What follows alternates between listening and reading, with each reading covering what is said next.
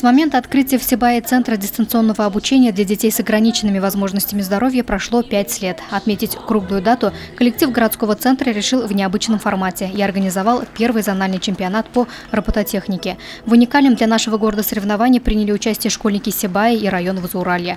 В торжественной части мероприятия гостей поприветствовал начальник отдела образования Гаяс Хасанов. Сегодня действительно пятилетие нашего дистанционного пункта для детей-инвалидов.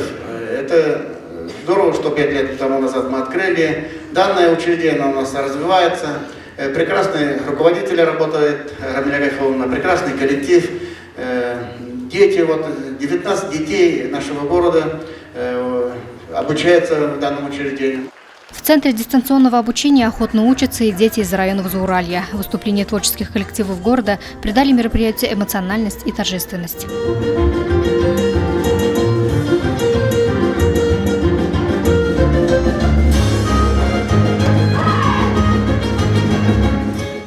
Соревнования по робототехнике – зрелище увлекательное. Ребята, среди которых были и девочки, состязались по 5 направлениям. Большое количество участников собрало вокруг себя направление сумо. По его условиям робот должен вытолкнуть другого за пределы поля. За участников нелегкой схватки наблюдало большое количество болельщиков.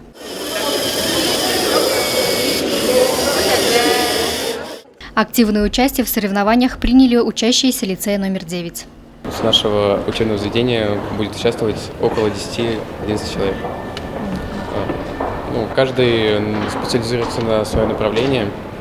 Допустим, мой робот специализируется на кегель-ринг. Мы работали над ней целую неделю. Да, по сути, вся конструкция, все выполнено буржаном.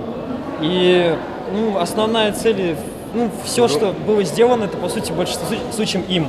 То есть я просто вносил мелкие нюансы, какие-нибудь, допустим, навес на конструкцию и все. И датчики. И датчики тоже я поставил. Больше ничего особого не было сделано. Программа написана быстро, просто, но было упорно сделана работа. То есть мы еще в Уфу ездили, там подчеркнули опыты, постарались сделать его более таким, функциональным, чтобы он вместился как можно больше и пошел по условиям. Какое направление вы выбрали сегодня и почему именно это направление? Выбрали мы сумо. Сумо выбрали, потому что это близко, мы уже пробовали себя в этом. И мы знаем условия, это не трудно, у нас есть опыт, мы решили пойти по нему. Мы приехали из Бурзянского района, из Абдумамбетовской средней школы. Робототехника у нас появилась с 2014 года, а мы занимаемся только с 2015 года. И приехали в Сибай. У нас робот Сумо есть, он будет сегодня участвовать. Вы вместе его делали? Да, вместе устроили. Трудно было? Нет, не трудно, нам очень нравится. Кстати, учащиеся Центра дистанционного обучения Сибая уже успели заявить о себе на региональном уровне. Наши дети, несмотря на свой недуг, уже дважды участвовали на республиканском чемпионате в городе Уфа. И еще у нас причина какая? 24 марта пройдет 3-й тоже республиканский чемпионат. Мы решили таким образом отобрать самых лучших из лучших. Всем интересно, почему именно началось это движение с нашего центра. Во-первых, как известно всем, наши дети обучаются по скайпу, и мы обеспечим их бесплатным оборудованием. Туда входит бесплатный комплект лего-конструирования. И, дети, конечно же, начали увлекаться роботостроением. Создатель проекта чемпионата по образовательной робототехнике, учитель информатики Центра дистанционного обучения Салават Юсупов.